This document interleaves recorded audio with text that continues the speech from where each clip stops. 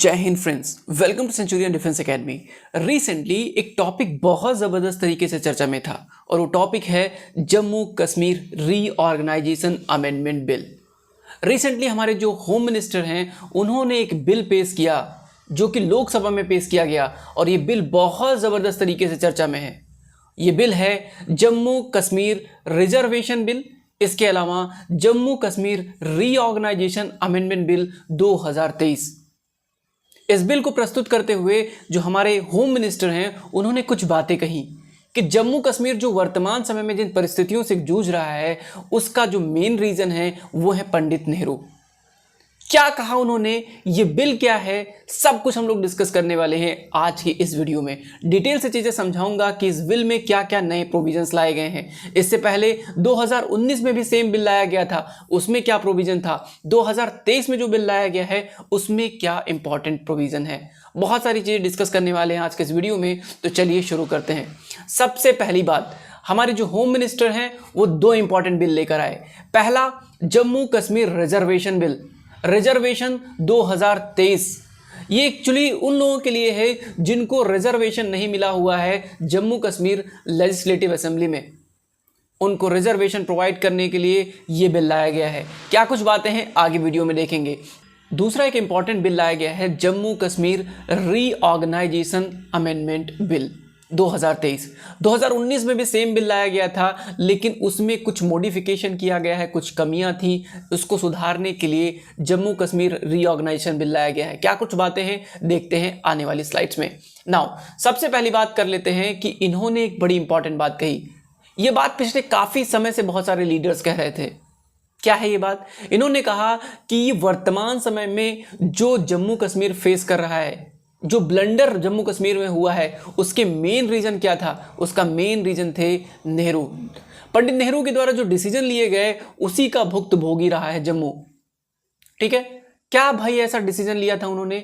इन्होंने कहा कि पहली बात तो ये है कि जब भारत पाकिस्तान से युद्ध जीत रहा था तो उस टाइम पंडित नेहरू ने एक डिसीजन लिया। उस डिसीजन में उन्होंने सीज फायर का एक घोषणा कर दिया। वर्तमान समय में जो पीओके बना हुआ है, पाकिस्तान ऑक्युपाइड कश्मीर, आगे आपको स्क्रीन पे दिखाऊंगा, जो वर्तमान समय में पीओके बना हुआ है, ये पीओके नेहरू की देन है। रीजन इसका ये बताया जाता है कि जब भारत जीत रहा था, जब कश्मीर पे भारत का राज होने वाला था, तो उस टाइम पंडित नेहरू ने एक डिसीजन लिया और वो डिसीजन था कि हम सीज फायर कर रहे हैं, पाकिस्तान के साथ संधि विराम कर रहे हैं। तो पाकिस्तान की सेना जहां थी वहां पर रुक गई, भारत की सेना जहां पर थी वहां पर रुक गई, जिसके बदौलत आज पीओके बन गया, हमारा अपना जम्मू कश्मीर छिन गया, जम्मू कश्मीर का बहुत सारा एरिया हमारा छिन गया। नाउ दूसरा इंपॉर्टेंट चीज ये है कि इन्होंने, यानी कि पंडित नेहरू ने जम्मू कश्मीर के इशू को यूनाइटेड नेशन में पहुंचा दिया। यूनाइटेड नेशन को शामिल करना पंडित नेहरू की सबसे बड़ी भूल थी, जिसकी बदौलत आज आधा जम्मू कश्मीर पाकिस्तान के हिस्से में चला गया। तो ये दो बड़े ब्लंडर थे जो पंडित नेहरू ने किया, जिसके बदौलत आज कश्मीर बहुत बुरी परिस्थिति में है, ऐसा कहना है अमित शाह जी का। नाउ अब इंपॉर्टेंट चीजें डिस्कस कर लेते हैं। क्या इंपॉर्टेंट चीज है? सबसे पहली बात, ये जो पीओके रीजन है ये कहां पर है। इसके अलावा अक्साई चीन का जो एरिया है ये भी इंपॉर्टेंट है। यहां पे आप स्क्रीन पे ध्यान देंगे तो आपको जो इमेज दिखाई दे रहा है ये पीओके है, पाकिस्तान ऑक्युपाइड कश्मीर। हुआ ये था जब संधि विराम का डिसीजन लिया गया तो जिसकी सेना जहां पर थी उसको उनका एरिया मान लिया गया। और इसमें क्या हुआ? इसमें ये हुआ कि ये जो लाइन ऑफ कंट्रोल है, लाइन ऑफ कंट्रोल मतलब वो लाइन जिस लाइन पर हमारे सैनिक रुके थे। इसके अलावा लाइन ऑफ एक्चुअल कंट्रोल भी है। एक्चुअल कंट्रोल मतलब जो वर्तमान में हम कंट्रोल कर रहे हैं वो है एक्चुअल कंट्रोल। नाउ इसके अलावा एक इंपॉर्टेंट एरिया है अक्साई चीन का, ये चाइना के कब्जे में है। ठीक है, चाइना ने इसके ऊपर कब्जाया हुआ है, ये बहुत इंपॉर्टेंट रीजन है। यहां पर एक आपको इंपॉर्टेंट लॉ दिखाई देगा, एक पास दिखाई देगा जिसका नाम है दिप्सांग लॉ। दिप्सांग लॉ बहुत इंपॉर्टेंट लॉ है जो कि भारत को चाइना ऑक्युपाइड कश्मीर से जोड़ता है। ये बहुत इंपॉर्टेंट लोकेशन है, आपको याद रखना है। तो एलओसी क्या चीज है, एलएसी क्या चीज है, पीओके क्या चीज है, इसके अलावा अक्साई चीन का जो एरिया है ये कहां पर है, ये सब चीजें आपको पता होनी चाहिए। ठीक है, डिटेल में आपने करंट अफेयर्स में पढ़ा होगा, बट मैं समराइज करने की कोशिश कर रहा हूं, एक पिक्चर बनाने की कोशिश कर रहा हूं ताकि आपको मुद्दा समझ में आए। नाउ आगे बढ़ते हैं। अब हम लोग मूव करते हैं कि जम्मू कश्मीर जो रीऑर्गेनाइजेशन अमेंडमेंट बिल आया है 2023 के, इसमें क्या बातें गई हैं। ये देखो, इसमें कुछ इंपॉर्टेंट बातें हैं। सबसे पहली चीज तो ये है कि ये जो जम्मू कश्मीर रीऑर्गेनाइजेशन एक्ट है 2019 वाला, इसको मॉडिफाई करेगा। तो 2019 में एक बिल आया था जिसको पास किया गया था।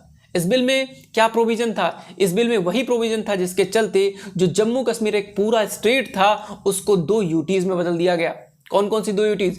पहली यूटी बनी जम्मू एंड कश्मीर और दूसरी यूटी बनी लद्दाख।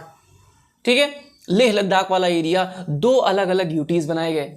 अब इसमें प्रॉब्लम थी सीट्स के बंटवारे की।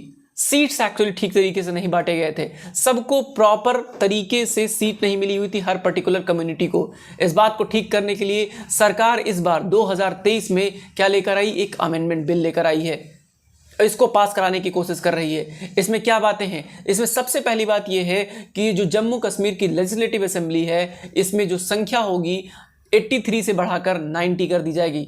83 थी पहले, अब 90 हो जाएगी। नाउ इसमें कुछ लोगों को अच्छी खासी जगह मिलेगी। किसको जगह मिलेगी?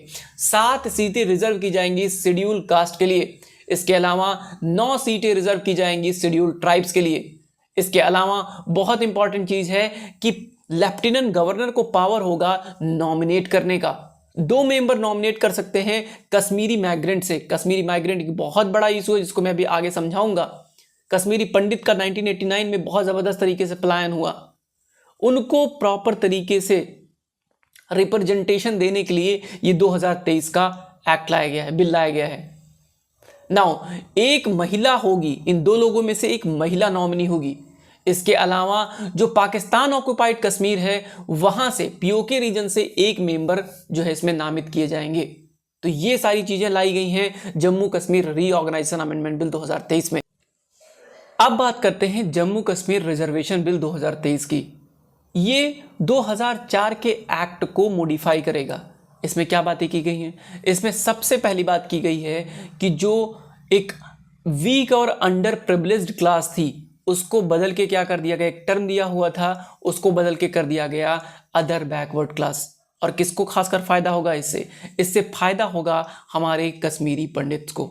ठीक है, कश्मीरी माइग्रेंट्स को इससे बहुत फायदा होगा। उनको ओबीसी का दर्जा मिल जाएगा जिससे भारत में कहीं भी उनको नौकरी और शिक्षा का बेनिफिट मिलेगा।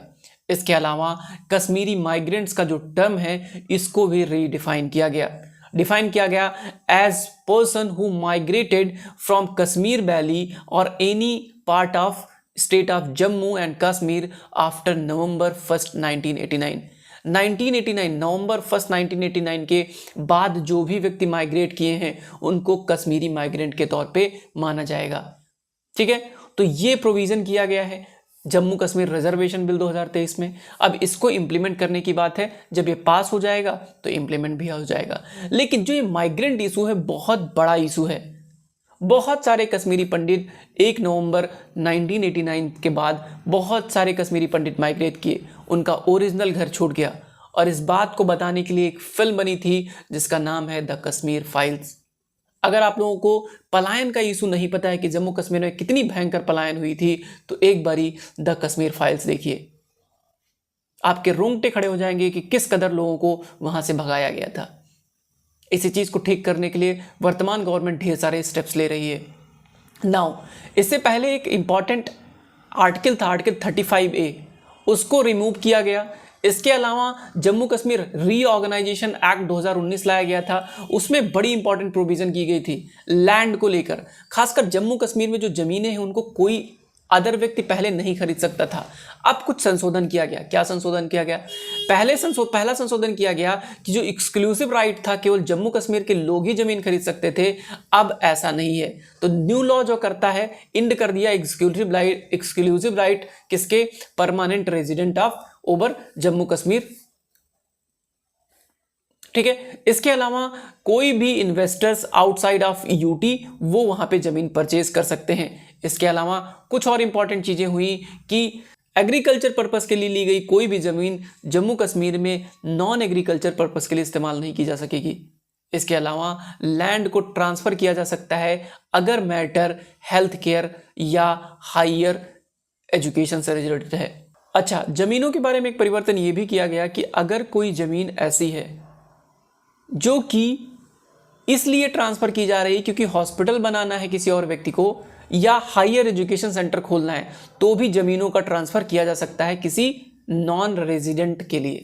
मतलब जम्मू कश्मीर का वो निवासी ना हो, कोई दूसरे प्रदेश का निवासी हो और वो वहाँ पे चाह रहा है कि हॉस्पिटल खोलना है, स्कूल खोलना है, तो उसको भी ज़मीनें ट्रांसफ़र की जा सकती हैं। इसके अलावा स्ट्रेटेजिक एरिया घोषित करने का जो डेफिनेशन है उसको भी बदला गया कि कोई भी आर्मी का व्यक्ति जो कमांडर रैंक से नीचे का नहीं है, यानी कमांडर रैंक और उससे ऊपर का रैंक, अगर कोई व्यक्ति कमांडर या उससे ऊपर के रैंक का कोई व्यक्ति है तो वो व्यक्ति जम्मू कश्मीर में स्ट्रेटेजिक एरिया घोषित कर सकता है, संवेदनशील एरिया के तौर पे उसको डिक्लेयर कर सकता है। तो ये कुछ पावर दिए गए कमांडर रैंक के अधिकारियों को।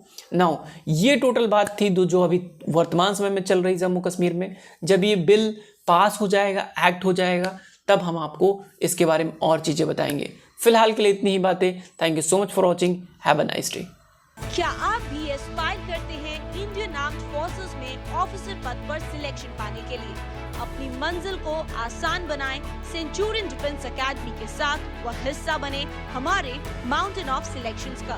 Screening test, psychology test, personal interview, GTO, conference, CPSS का कंप्लीट गाइडेंस एवं इंडिविजुअल एंड पर्सनलाइज्ड फीडबैक ले इंडिया के most trusted and favourite SSB panel mentor से और इंश्योर करें अपने रिकमेंडेशन एंड सेल्फ कॉन्फिडेंस को अपनी अपकमिंग SSB के लिए।